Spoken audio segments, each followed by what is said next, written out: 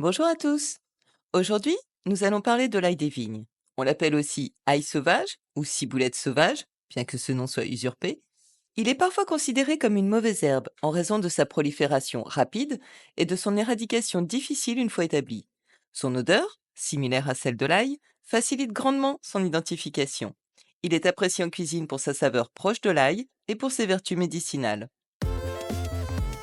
L'ail des vignes, Allium vineale, est une plante herbacée bulbeuse, vivace, de la famille des Amaryllidaceae. Originaire d'Europe, l'ail des vignes pousse dans les prairies, les bords de chemin, les terrains vagues et les zones cultivées. Il est bien adapté aux sols bien drainés et ensoleillés. On peut en trouver quasiment partout. La plante présente une tige florale unique, qui mesure souvent une trentaine de centimètres, mais qui peut atteindre jusqu'à 1 mètre de hauteur. Les feuilles sont longues, minces, cylindriques et creuses, semblables à celles de la ciboulette, de couleur vert-bleu. Quand on les écrase, elles sentent l'ail. Les fleurs sont regroupées en ombelles sphériques et peuvent être rose pâle ou blanches. Elles apparaissent généralement en été, entre les mois de juin et d'août. L'ail des vignes produit de petits bulbes, ou bulbilles, à la base et souvent sur l'ombelle florale. Ces bulbilles sont rosés ou bordeaux et ils ont la particularité de germer parfois directement sur la tige. La plante produit aussi des bulbes souterrains, très durs, semblables à des gousses d'ail, souvent profondément enterrées. Le fruit est une capsule en forme d'œuf au sommet des tiges qui contient de nombreuses graines semi-circulaires, noires et aplaties. Dans l'Antiquité, les Romains et les Grecs l'utilisaient pour ses propriétés fortifiantes, antiseptiques et antifongiques. Il était également employé comme condiment dans la cuisine rustique. Au Moyen Âge, il était utilisé pour traiter les troubles digestifs, les infections et comme vermifuge. L'ail des vignes était considéré comme un protecteur contre les mauvais esprits et les maladies. Il était utilisé dans certains rituels pour purifier les maisons et les personnes. L'ail des vignes est antiseptique, antifongique et antibactérien. Il contient de la lysine, un composé aux puissantes propriétés, utile pour traiter les infections bactériennes et fongiques. Des études ont montré son efficacité sur les staphylocoques dorés et même sur Escherichia coli. L'ail des vignes est un antioxydant. Il aide à protéger les cellules contre les dommages causés par les radicaux libres. Il contribue à la prévention du vieillissement cellulaire et des maladies chroniques. L'ail des vignes permet la réduction de la pression artérielle en favorisant la dilatation des vaisseaux sanguins et en réduisant le cholestérol. Il aide ainsi à prévenir les maladies cardiaques. L'ail des vignes est digestif. Il est connu pour ses effets bénéfiques sur le système digestif en aidant à améliorer la digestion et à prévenir les infections gastro-intestinales. L'ail des vignes est détoxifiant. Il aide à éliminer les toxines du corps. L'ail des vignes est immunostimulant. Il renforce le système immunitaire.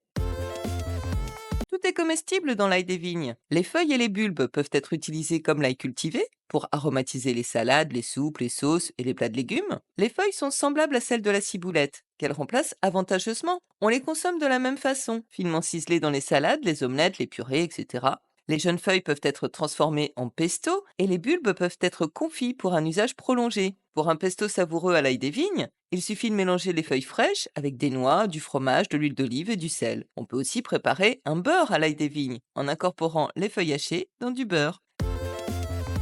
La récolte des feuilles peut se faire tout au long de la saison de croissance, tandis que les bulbes sont généralement récoltés en été ou en automne lorsqu'ils sont bien formés. La meilleure période pour récolter les feuilles est au printemps lorsqu'elles sont jeunes et tendres. Les feuilles doivent bien sûr être lavées et utilisées fraîches ou séchées. Les bulbes peuvent être nettoyés, pelés et utilisés entiers, hachés ou confits. Les feuilles et les bulbes peuvent être séchés ou congelés. On peut faire sécher les feuilles à l'air libre dans un endroit sec et ombragé. Une fois sèches, elles doivent être conservées dans des bocaux hermétiques à l'abri de la lumière. Mais personnellement, je vous conseille plutôt la congélation qui gardera mieux les saveurs de l'ail des vignes. Pour les infusions, on utilise environ 1 à 2 cuillerées à café de feuilles séchées par tasse d'eau chaude. On laissera infuser 10 minutes avant de filtrer et puis de consommer.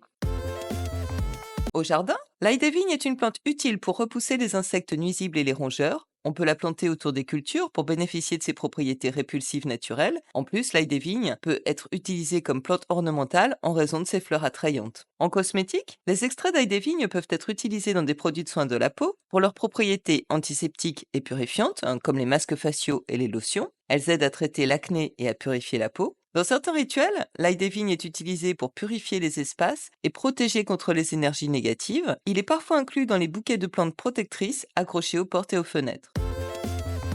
Bref, l'ail des vignes est une plante que j'affectionne beaucoup. Il remplace très bien la ciboulette, tant que celle-ci n'est pas encore disponible au jardin. Les feuilles d'ail des vignes se récoltent principalement de janvier à début mai. Ensuite, la ciboulette cultivée prend le relais. Il suffit alors d'en congeler pendant la période de cueillette et vous pourrez en profiter durant toute l'année. Et si vous ne pouvez pas ou que vous ne voulez pas le congeler, mettez-le dans un verre d'eau en rentrant de cueillette pour qu'il se conserve au moins plusieurs jours. Grâce à lui, il y a des années que je n'achète plus de ciboulette. À bientôt!